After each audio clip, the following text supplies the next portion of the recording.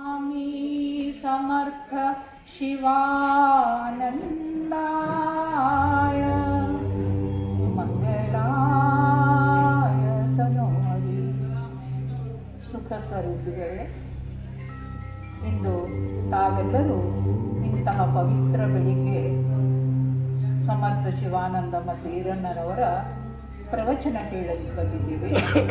ನನಗೂ ಒಂದು ಚೂರು ಮಾತಾಡಲಿಕ್ಕೆ ಅವಕಾಶ ಕೊಟ್ಟಂಥ ಡಾಕ್ಟರ್ ವಾಮನೇರಿಯವರಿಗೂ ಸಮರ್ಥ ಶಿವಾನಂದರಿಗೂ ನಾನು ನಮಸ್ಕಾರ ಹೇಳಿ ಇಂದಿನ ವಿಷಯದ ಹತ್ರ ಹೋಗ್ತೀನಿ. ಇಂದಿನ ವಿಷಯ ಇಹ ಪರದೋಳ್ ಧರ್ಮರತಿ ಅಂತ.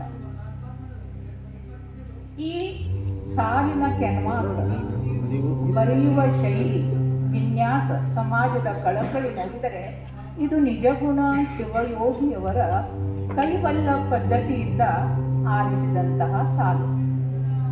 ಇಲ್ಲಿ ನಮಗೆ ನಿಜಗುಣ ಶಿವಯೋಗಿಗಳು ಇವ್ರ ಬಗ್ಗೆ ಒಂಚೂರು ಹೇಳ್ತೀನಿ. ನಿಜಗುಣ ಶಿವಯೋಗಿಗಳಿಗೆ ಜನಕರಾಜರಂತೆ ರಾಜ ಋಷಿ ಅಂತಿದ್ರು. ರಾಜರಾಗಿ ಸಂಸಾರದಲ್ಲಿದ್ದರೂ ಕೂಡ ಸನ್ಯಾಸಿಯಂತೆ. ಇಲ್ಲಿ ಹೇಗೆ ಸಮರ್ಥ ಶಿವಾನಂದರಿದ್ದಾರೆ, ಸಂಸಾರದಲ್ಲಿದ್ದು ಕೂಡ ಸಂಸಾರಿಯಂತೆ ಯಾವ ರೀತಿಯಾಗಿ ಬದುಕಬೇಕು ಎಂಬುದನ್ನು ನಮಗೆ ತಿಳಿಸಿ ಹೇಳಿದ್ದಾರೆ. ಶಂಭುಲಿಂಗ ಬೆಟ್ಟದಲ್ಲಿ ವೈರಾಗ್ಯದಿಂದ ಅವರು ಶಟಸ್ಥಳವನ್ನು ರಚಿಸಿದರಷ್ಟೇ ಅಲ್ಲ, ಕನ್ನಡದ ಪ್ರಥಮ ನಿಘಂಟು ಶಬ್ದಕೋಶ ಡಿಕ್ಷನರಿ ಕೂಡ ಅವರೇ ಬರೆದವರು. ಹಾಗಾಗಿ ಅವರದು ಒಂದು ಆಧ್ಯಾತ್ಮಿಕ ಕ್ಷೇತ್ರದಲ್ಲಿ ಅವರು ಮೇರು ಮಂಡ ಹತ್ತಿದಂತಹ ಆಧ್ಯಾತ್ಮಿಕ ಗುರುಗಳು.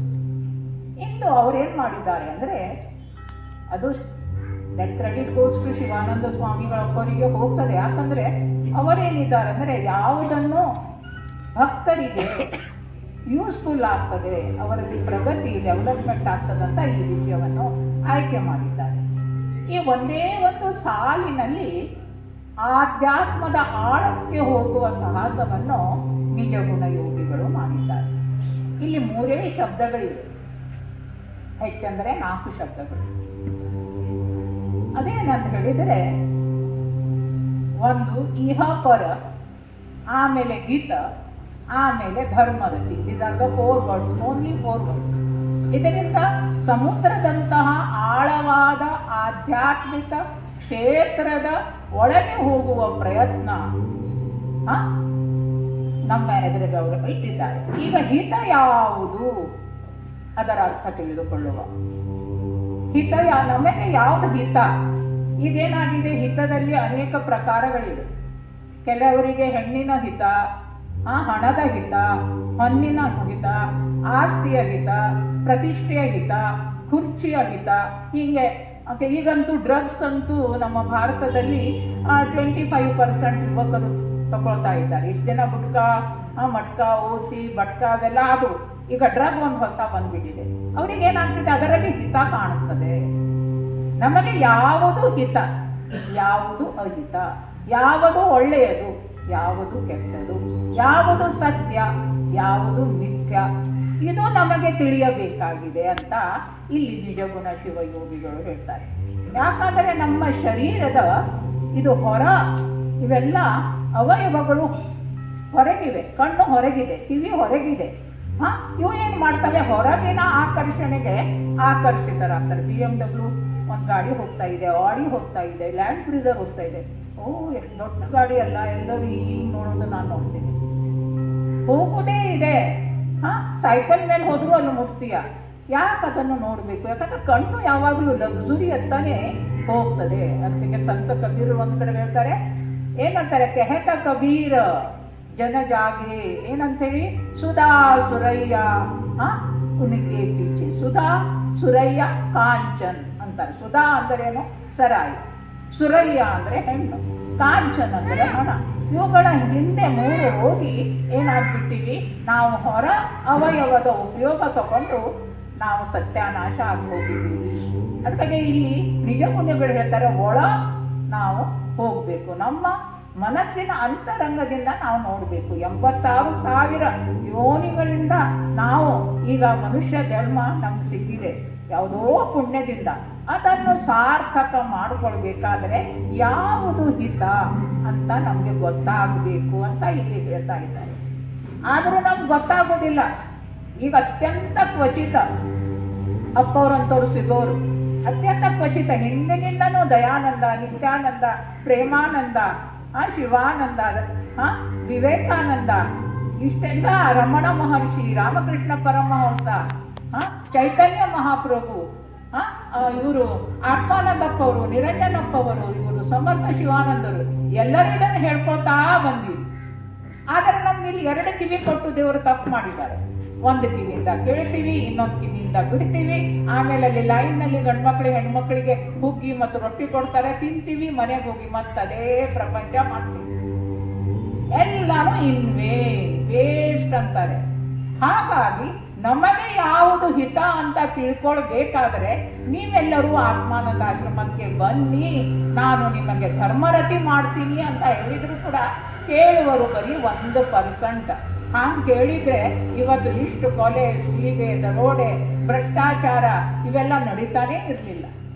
ಯಾಕಂದ್ರೆ ಕೇಳುವರು ಕಡಿಮೆ ಆಗಿದ್ದಾರೆ, ಮಾತನಾಡುವರು ಹೆಚ್ಚಿಗೆ ಆಗಿದ್ದಾರೆ. ಹಾಗಾಗಿ ನಾವೇನು ಮಾಡಬೇಕು? ಆಸೆಗಳನ್ನು ನಾವು ಕಡಿಮೆ ಮಾಡಿದಾಗ, ಡಿಸೈರ್ಸ್ ಅನ್ನು ಕಡಿಮೆ ಮಾಡಿದಾಗ ಹಿತ ಯಾವುದಂತ ನಮ್ಗೆ ಕರೆಕ್ಟಾಗಿ ಗೊತ್ತಾಗ್ತದೆ. ಹಾಗಾಗಿ ಗೌತಮ್ ಬುದ್ಧರು ಒಂದೇ ಒಂದು ವಾಕ್ಯದಲ್ಲಿ ಹೇಳಿದ್ದಾರೆ. ಏನಂತ ಹೇಳಿದ್ದಾರೆ? ಆಸೆಯೇ ದುಃಖಕ್ಕೆ ಮೂಲ, ಆಸೆಯೇ ದುಃಖಕ್ಕೆ ಕಾರಣ ಅಂದಿದ್ದಾರೆ. ಆದರೆ ನಾವು ಆಸೆಗಳನ್ನು ಬಿಡುವುದಿಲ್ಲ. ಸಿಕ್ಕಷ್ಟು ಮತ್ತೆ ಬೇಕು, ಇನ್ನಷ್ಟು ಬೇಕು, ಮತ್ತಷ್ಟು ಬೇಕು, ಬೇಕು ಬೇಕು ಎನ್ನುವ ಈ ಬೇಡಿಕೆಗಳಿಗೆ ನಾವೆಂದೂ ಬ್ರೇಕ್ ಹಾಕುವುದಿಲ್ಲ. ಎಲ್ಲಿಯ ತನಕ ಬ್ರೇಕ್ ಹಾಕುವುದಿಲ್ಲ, ಅದನ್ನು ನಾವು ನಿಲ್ಲಿಸುವುದಿಲ್ಲ, ಅಲ್ಲಿಯ ತನಕ ನಮಗೆ ನಮ್ಮ ಒಳಿತು ಗೊತ್ತಾಗುವುದಿಲ್ಲ. ಇವೆಲ್ಲ ನಶ್ವರ.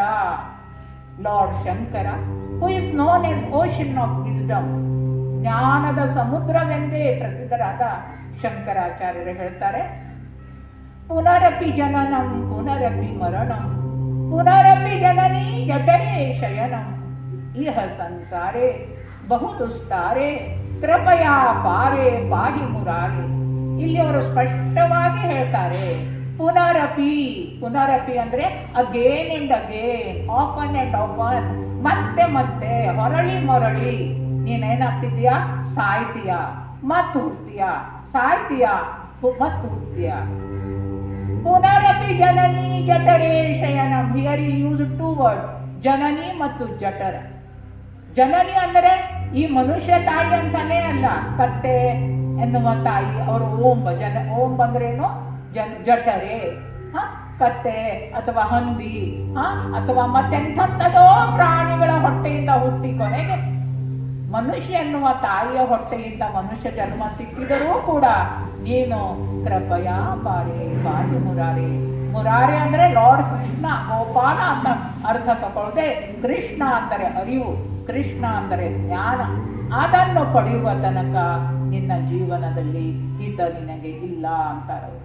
ಆದರೂ ನಾವೇನ್ ಮಾಡ್ತೀರಿ? ನಮ್ಮ ತಂದೆ ಇದ್ದಾರೆ. ಕೆಲವರು ಹೇಳ್ತಾರೆ, ನಮ್ಮ ತಂದೆ ಮಾಡಿದ್ದು ಬಹಳ ಆಸ್ತಿ ಇದೆ, ಮನೆ ಇದೆ, ನನಗೇನಿಲ್ಲ, ನೌಕರಿ ಸಿಗದೆ ಇದ್ರು ನಾನು ಆರಾಮಾಗಿರ್ತೀನಿ, ನನಗೆ ಗವರ್ಮೆಂಟ್ ನೌಕರಿ ಸಿಕ್ತು, ನನಗೇನು ಟೆನ್ಷನ್ ಇಲ್ಲ, ಇಂಥದ್ದೆಲ್ಲ.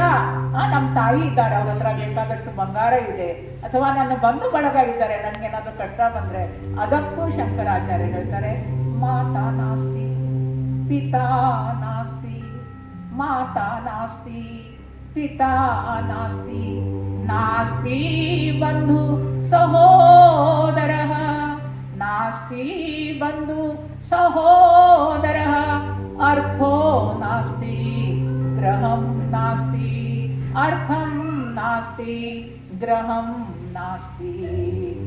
ತಸ್ಮಾತ್ ಜಾಗೃತ. ಜಾಗೃತ ತಸ್ಮಾತ್ ಅಂದ್ರೆ ನಮ್ಗೆ ಹೇಳ್ತಾ ಇದ್ದಾರೆ ಅವರು, ಏ ಫುಲಿಶ್ ಮ್ಯಾನ್, ಏ ಮೂಢಮತೆ, ಏ ಮುಂಕುತಿಮ್ಮ, ಏನೂ ಅರ್ಥವಾಗದ ಇಗ್ನೋರೆಂಟ್, ನೀ ಏನು ಮಾಡು, ಇವ್ಯಾರು ನಿನಗೆ ಬರಲ್ಲ. at the time of your death, when Yama knocks your door, nobody will help you. Only Murari, only ಅರಿವು, ಓನ್ಲಿ ಜ್ಞಾನ, ಅದಷ್ಟೇ ಬರುವುದು ಅಂತ ಇಲ್ಲಿ ಶಂಕರಾಚಾರ್ಯರು ಹೇಳ್ತಾ ಇದ್ದಾರೆ. ಇದು ಆಯಿತು ಹಿತ ಅನ್ನುವ ಶಬ್ದದ ಅರ್ಥ, ನಿಜ ಗುಣ ಯೋಗಿ. ಎರಡನೇದು ಇಹ ಮತ್ತು ಪರ ಅಂತ ಶಬ್ದ ಮಾಡಿದ್ದಾರೆ. ಇಹ ಅಂದ್ರೆ ಇಲ್ಲಿ, ಪರ ಅಂದ್ರೆ ಅಲ್ಲಿ. ಇಲ್ಲಿ ಅಂದ್ರೆ ಏನು? ಇಲ್ಲಿ ಅಂದರೆ ಭೂಲೋಕದಲ್ಲಿ, ಪರ ಅಂದರೆ ಸ್ವರ್ಗ ಲೋಕದಲ್ಲಿ, ಪ್ಯಾರಡೈಸ್ ನಲ್ಲಿ. ಎರಡರಲ್ಲಿಯೂ ಕೂಡ ಹೆಲ್ದಿ ವೆಲ್ದಿ ಲೈಫ್ ಅನ್ನು ನಾವು ಲೀಡ್ ಮಾಡ್ಕೊಳ್ಬೇಕು. ಅಂದರೆ ಏನ್ ಮಾಡಬೇಕು ಅಂದರೆ ಧರ್ಮರತಿ, ಧರ್ಮದ ಕೆಲಸವನ್ನು ಮಾಡು ಅಂತ ಹೇಳ್ತಾ ಇದ್ದಾರೆ. ಇಹಲೋಕದಲ್ಲಿಯೂ ಕೂಡ ನಾವು ಸುಖವಾಗಿ ಬದುಕಬೇಕು, ಆನಂದದಿಂದ ಬದುಕಬೇಕು, ನೆಮ್ಮದಿಯಿಂದ ಬದುಕಬೇಕು, ಶಾಂತಿಯಿಂದ ಬದುಕಬೇಕು, ತಾಳ್ಮೆಯಿಂದ ಬದುಕಬೇಕು, ಸ್ಥಿತಪ್ರಜ್ಞನಂತೆ ಬದುಕಬೇಕು ಅಂತ ಹೇಳಿದರೆ ಧರ್ಮದ ಕೆಲಸದಲ್ಲಿ ಹೋಗು ಅಂತ ಹೇಳ್ತಾರೆ. ಅಣ್ಣ ಬಸವಣ್ಣ ಹೇಳ್ತಾರೆ, ಏನಂತಾರೆ ಅವ್ರ ಅಯ್ಯ ಎಂದರೆ ಸ್ವರ್ಗ, ಎಲ್ಲೋ ಅಂದರೆ ನರಕ, ಆಚಾರವೇ ಸ್ವರ್ಗ, ಅನಾಚಾರವೇ ನರಕ, ಸತ್ಯವೇ ಏನು ದೇವರು ಅಂತ ಅವ್ರು ಹೇಳ್ತಾರೆ. ಅದನ್ನೇ ನಾವಿಲ್ಲಿ ಧರ್ಮರತಿ ಇದರ ಲಕ್ಷಣಗಳು 5 ಅವು ಯಾವ್ಯಾವುದು ಅಂತ ನೋಡುವ. ಒಂದು ಸತ್ಯ. ಧರ್ಮದ ಕೆಲಸ ಮಾಡಬೇಕು ಅಂದ್ರೆ, ಧರ್ಮ ಅಂದ್ರೆ ಜಾತಿ ಧರ್ಮ, ಪಂಥ, ಭಾಷೆ, ರಾಜ್ಯ, ಕುಲ, ಗೋತ್ರ, ಲಿಂಗ ಅವೆಲ್ಲ ಅಲ್ಲ. ಇಲ್ಲಿ ಧರ್ಮ ಅಂದರೆ ಒಳ್ಳೆಯದು.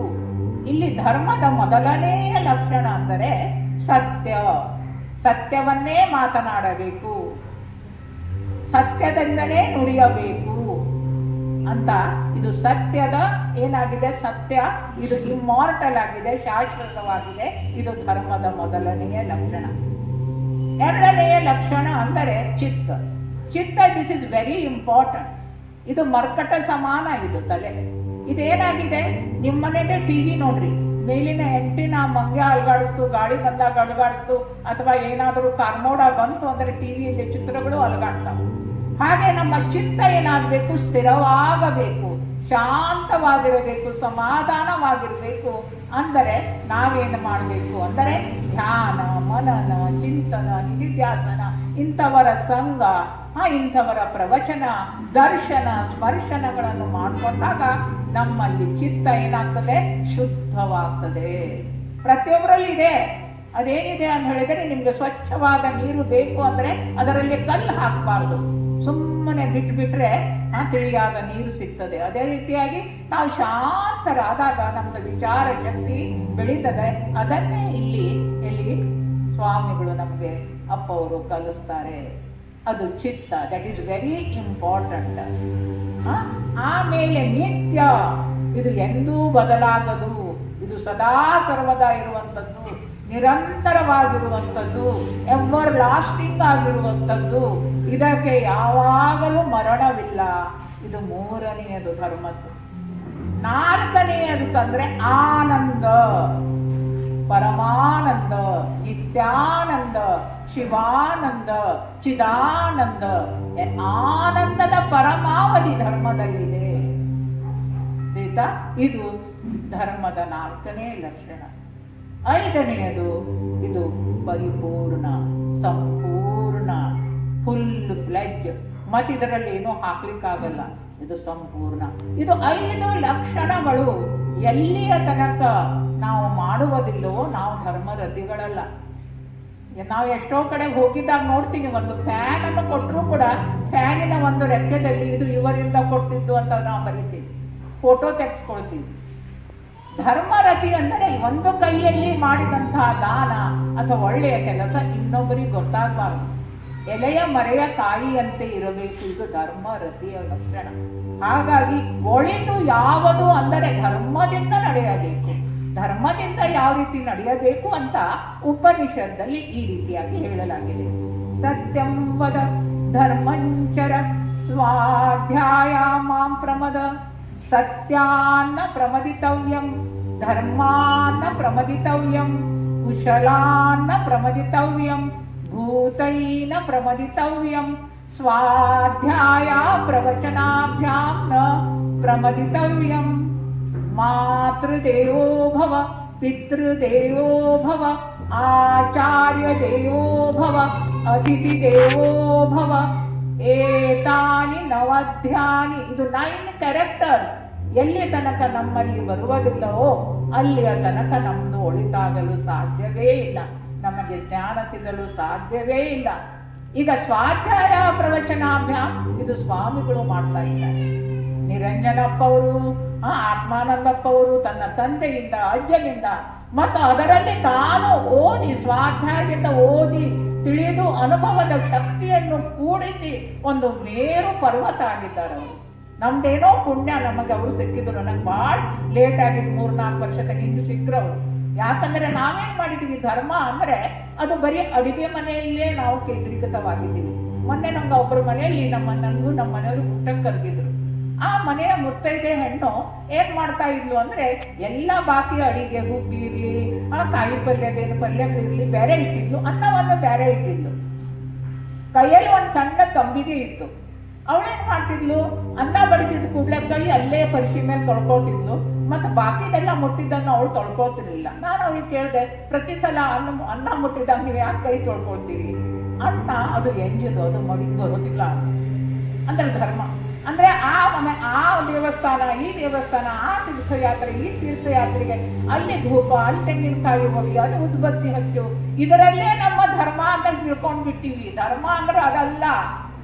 ಧರ್ಮ ಅಂದ್ರೆ ನಾವು ಒಳಗೆ ನೋಡ್ಕೊಳ್ಬೇಕು, ನಮ್ಮ ಅಂತರಂಗದ ಶುದ್ಧೀಕರಣ.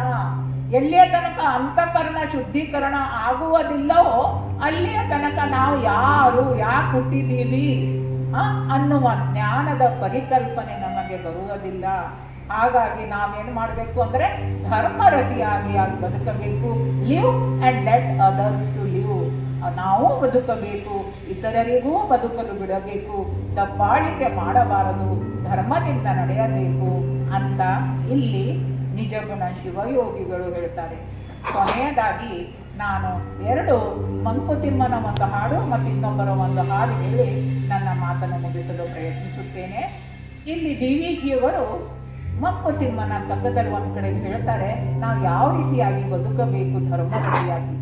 ಹುಲ್ಲಾಗು ಬೆಟ್ಟದಡಿ ಮನೆಯ ಮಲ್ಲಿಗೆಯಾಗು, ಹುಲ್ಲಾಗು ಬೆಟ್ಟದಡಿ ಮನೆಯ ಮಲ್ಲಿಗೆಯಾಗು, ಕಲ್ಲಾಗು ಕಷ್ಟಗಳ ವಿಷಮಳೆ ಸುರಿ, ಬೆಲ್ಲ ಸಕ್ಕರೆಯಾಗು ದೀನ ದುರ್ಬಲರಿಗೆ ಎಲ್ಲರೊಳು ಒಂದಾಗು Mankuthimma. How beautifully he explain. ಬೆಟ್ಟದ ಕೆಳಗೆ ಆಕಳುಗಳಿಗೆ, ಎಮ್ಮೆಗಳಿಗೆ ನೀನೇನಾಗು ಹುಲ್ಲಾಗು, ಅವು ತಿಂತಾವೆ, ನಿಮ್ಗೆ ಆಶೀರ್ವಾದ ಕೊಡ್ತಾವೆ. ಮನೆಯ ತೋಟದಲ್ಲಿ ಮಲ್ಲಿಗೆಯಾಗು, ಅವು ದೇವರ ಕಾಲಿನ ಚರಣ ಸ್ಪರ್ಶ ಮಾಡ್ತಾವೆ.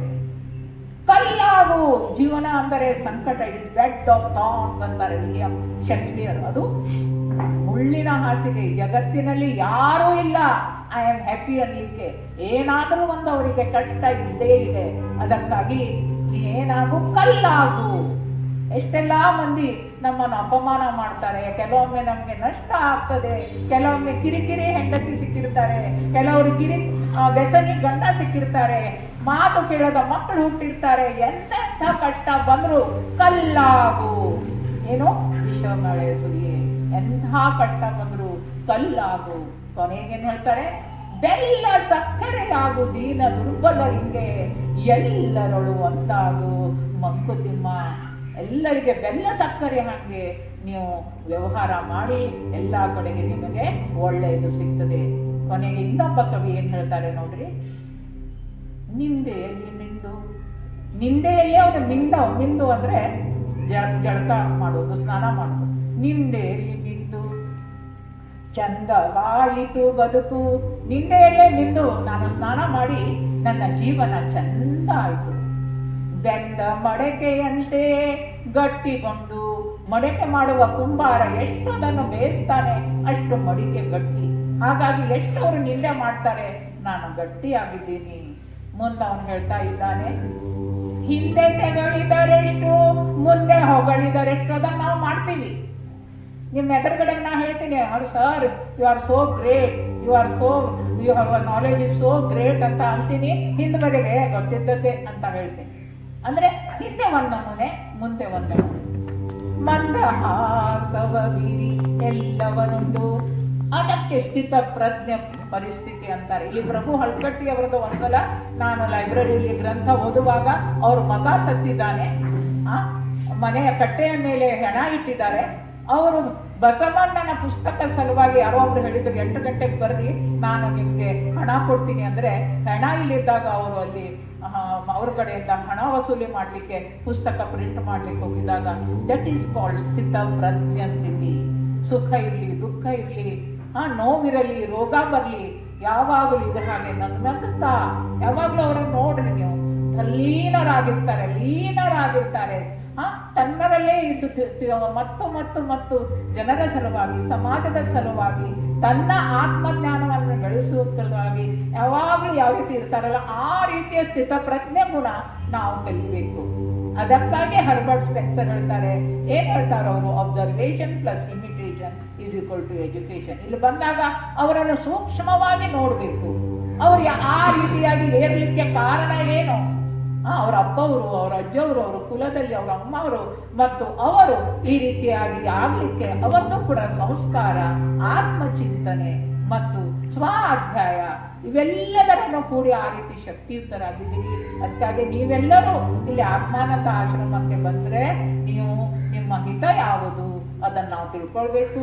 ಅದೇ ರೀತಿ ಇಹಮದಲ್ಲಿಯೂ ಕೂಡ, ಪರಲೋಕದಲ್ಲಿಯೂ ಕೂಡ, ಭೂಲೋಕದಲ್ಲಿಯೂ ಕೂಡ ಮತ್ತು ಸ್ವರ್ಗಲೋಕದಲ್ಲಿಯೂ ಕೂಡ. ಸ್ವರ್ಗಲೋಕ ಅಂದ್ರೆ ನಾನು ಬಿಲೀವ್ ಮಾಡೋದಿಲ್ಲ ಸ್ವರ್ಗ ಇದೆ ಅಂತ, ನಾ ಹೇಳೋದು ಇದರಲ್ಲೇ ಸ್ವರ್ಗವನ್ನು, ಭೂಲೋಕದಲ್ಲಿಯೇ ಸ್ವರ್ಗವನ್ನು ಕಾಣುವಂತ ಶಕ್ತಿ ಅರಿವಿಗಿದೆ ಅಂತ. ಆಮೇಲೆ ಕೊನೆಯದಾಗಿ ಧರ್ಮದ ಕೆಲಸವನ್ನು ಮಾಡಬೇಕು. ಅಂದಾಗಲೇ ನಮ್ಮ ಜೀವನ ಸಾರ್ಥಕ ಆಗ್ತದೆ, ಮನುಷ್ಯ ಅಂತ ನಾವು ಕರೆಸ್ಕೊಳ್ಳಿಕ್ಕೆ ಯೋಗ್ಯರೆನಿಸುತ್ತೇವೆ ಅಂತ ಹೇಳ್ತಾ, ನನಗಿವತ್ತು ಮಾತನಾಡಲು ಅವಕಾಶ ಕೊಟ್ಟಂತಹ ಸ್ವಾಮಿಗಳಿಗೂ, ಆಮೇಲೆ ಆತ್ಮಾನಂದ ಆಶ್ರಮದ ಎಲ್ಲ ಕಮಿಟಿ ಮೆಂಬರಿಗೂ, ಮತ್ತು ಎಸ್ಪೆಷಲಿ ಡಾಕ್ಟರ್ ವಾಗ್ಮರಿ ಅವರಿಗೂ ನನ್ನ ಅನಂತ ನಮಸ್ಕಾರಗಳನ್ನು ತಿಳಿಸಿ ಇಂದಿನ ಮಾತನ್ನು ಮುಗಿಸುತ್ತೇನೆ.